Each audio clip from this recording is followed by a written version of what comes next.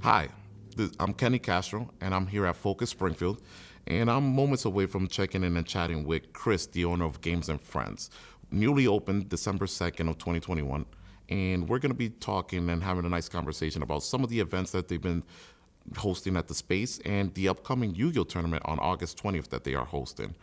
And please take a look out for this one and the recap of the event that we're going to check in with Kris about post Yu-Gi-Oh tournament. We're going to check in with some of the contestants and one of the organizers, Julian, afterwards, and to see how everybody felt about it, some of the things they could improve if they feel like they could improve on it, and just some of who they want to invite next time around.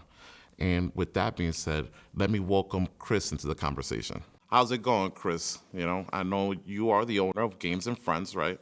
And we're here to talk to you a little bit about your shop and also about the upcoming Yu-Gi-Oh tournament that you got going on, right, on August 20th. Correct. Yep. Perfect, perfect. So before we jump into the tournament or talking about any of that, how did Games and Friends come about? I know it's a fairly new location. Opened up when? December 2nd in 2021. So Perfect. last year, we're less than a year old. Less than a year old. Hope opened up in the middle of the pandemic, right? How We was opened that? up in what we thought would be like, hey, coming up on Christmas time and the Omicron second wave Yes, that was came in that was about rough 2 weeks right after there. we opened.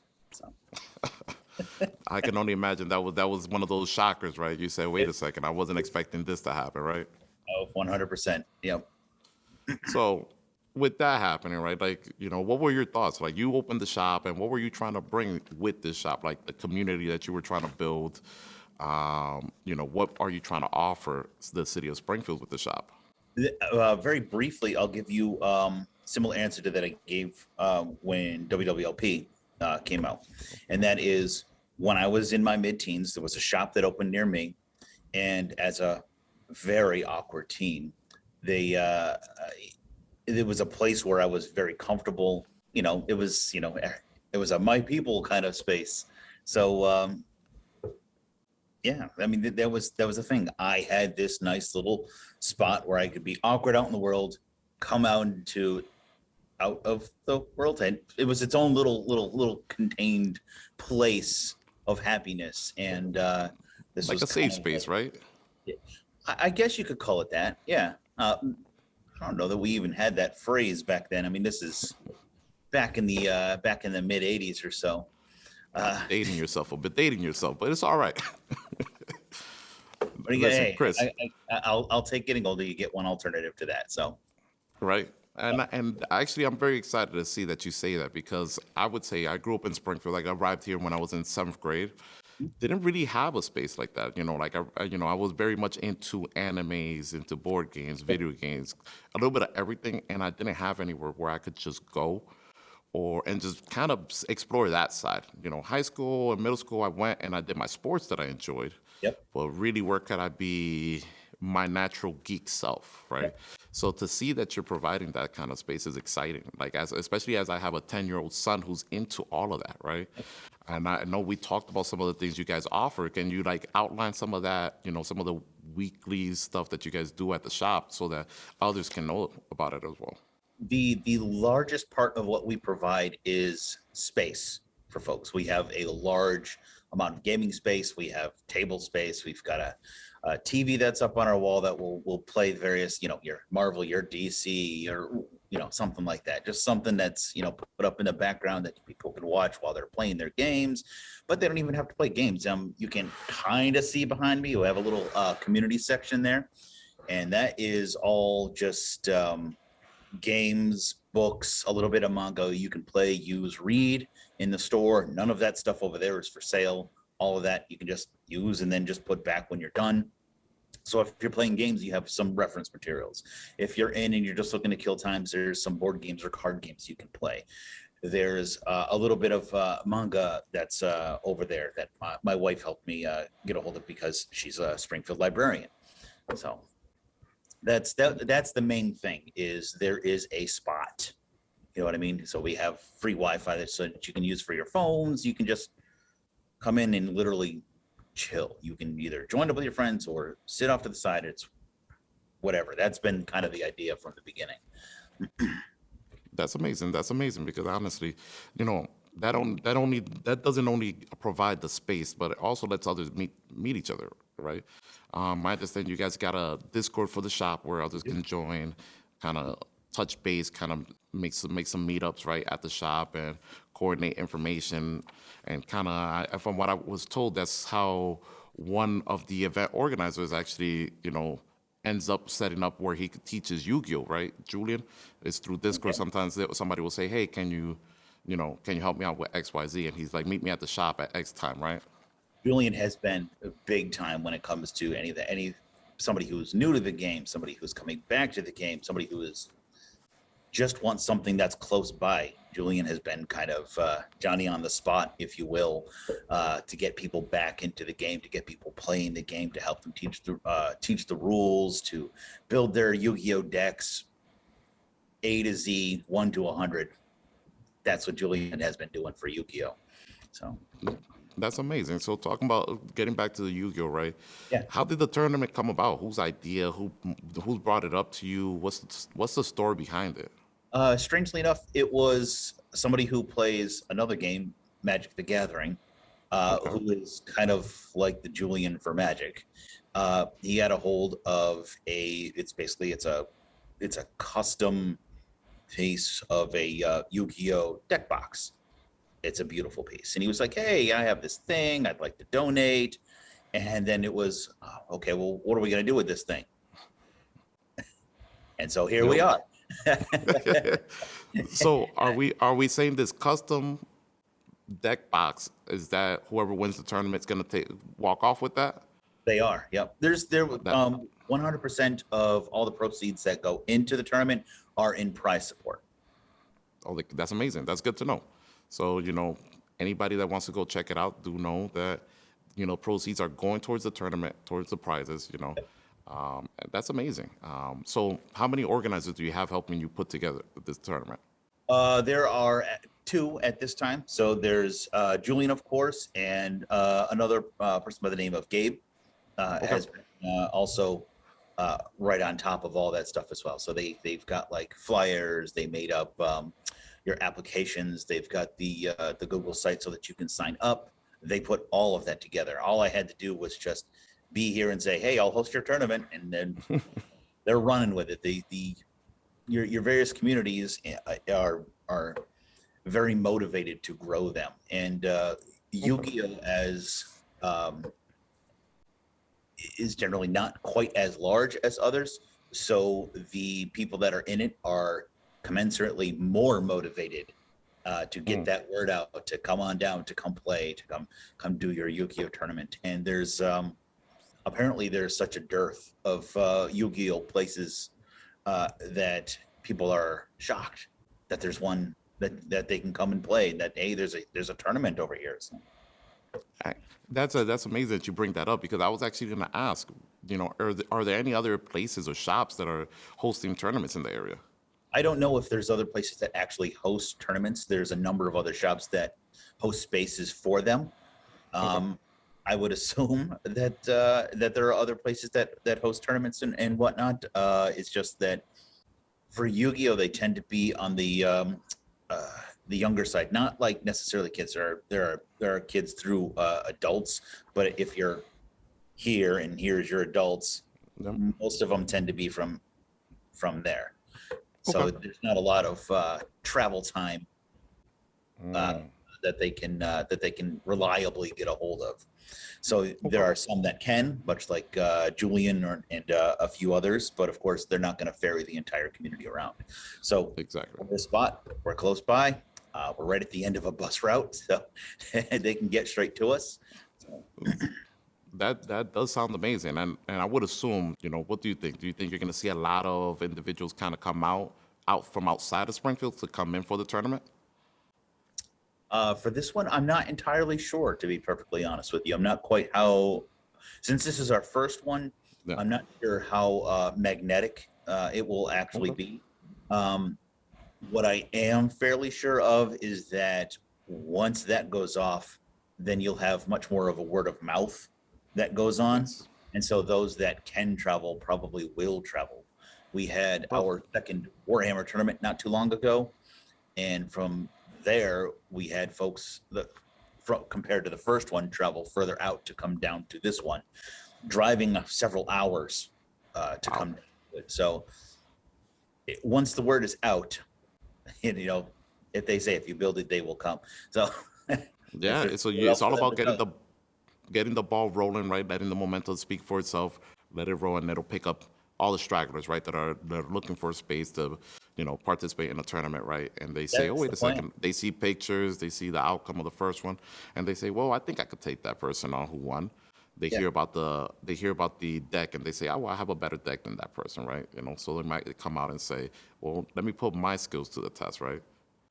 I am sure that hey, it's a competitive card game. You're gonna get the competitors, and even for those that are not quite as competitive, just knowing that there's a spot, Yeah. they may challenge the tournament winner to a little private competition, and get that Gauge the skill little set. bit in the back of their head that says, "Yeah, I can beat him," you know. They'll go in there, and I think it's time to duel, right? Let's to get this going. Oh, they do. They do. Oftentimes I'll set them up kind of actually right In the behind back. me. They like that. They like the little private community spot there at this time, Yeah, and it feels personal back there. it does feel very personal back there. They set up, they chat. There's a lot of regular social intermingling that goes on before they pop down. So you'll get them, they're chatting and they're friendly and they got their snacks and their drinks and they'll talk and they get their stuff out and then boom. Is that Exactly. yeah. Now it's time. We've No. set up. We got what everything. We're. I've gauged you. I see how you are. You're not nervous. Maybe nervous. I got my snack now. I'm gonna sit down. We could get going. Yeah, they're less nervous with each other because they're all friends of some sort of varying degrees, but they're all very friendly with each other. There's no real competition. You know what I Yeah. mean? Right? Yep. Each one is kind of looking to up their game. That's pretty much the point of it, is to get better at the game. And folks And like iron sharpens iron, right? Iron sharpens iron. Yeah, that's our Warhammer League going on right now. That is Yep. the competitive get ready for tournament kind of deal that's going on. Yep. That's amazing. Yep. So The first one of that was what's called a escalation league, and that was okay. basically for beginners. So it starts you lower, you build up, you get used to the strategies, bigger, that kind of deal. And this is go back to that again after this one. But I really am looking forward to getting Yu-Gi-Oh into those same kind of leagues and whatnot. So that so that you can get one that's okay. Here's one for new folks starting out. Here's your basics, how to play, and then maybe the next roll around for some kind of, if we can get like a Yu-Gi-Oh league that goes on. Yep. Okay, now you've got the basics to play. Here's how to win. You know what I mean? Okay, that's perfect. So I've heard some of your ideas, and I was gonna ask, actually, what are some of the shops, not just Yu-Gi-Oh, not just Warhammer, what are some of the shops, short-term and long-term goals within the community? Like what kind of things are you hoping to set up, like tournaments, shops, like, learning shops, or even collaborations that you're trying to get going at the shop? So in the last couple of weeks, we've actually had a bit more of a growth spurt, if you will. We kind of hit some, I don't know. So we hit some kind of little speed ramp and took off in some word of mouth recently. So we've moved up from, okay, there's this event on this day, and we'll just kind of keep it up in our head. There's this guy, this group, what have you. So okay, now we have a whiteboard and we've got all this stuff up here. So here's the days that these people are playing. So you start to organize so nobody is like on top of each other. And now on our website, we've had to go for a full Google Events calendar. So that shows everything on the weekly basis that goes on. All our tables are actually numbered now. So we know who's going where and when, and what kind of table space they need. We have extra tables that we keep in the back. It's a little tough to see, but our actual game space is a pretty decent size. and we've tested it out for recent tournaments. That is really expandable. It's very modular, so that we can really move that out. We have our TV is pretty new, so what we can do is when we do things like Warhammer, when we do things like Yu-Gi-Oh, we can cast tournament results right up on the screen while they're playing it right there. So No, but that's amazing. the whole idea is to have the space for people to come play their games. That's always been the idea. Make sure we have the room. We've done a lot of basically kind of looking to see how we can modularly move things around for as we grow, so as we have more people in house, like foot traffic, if you will, and that is actually looking fairly positive. So we've got a couple of ideas in mind to expand some tables up into the front. So Nice. and yeah, that's the people having a spot to play has always been the general idea, and it's find ways to let them have that spot as we grow.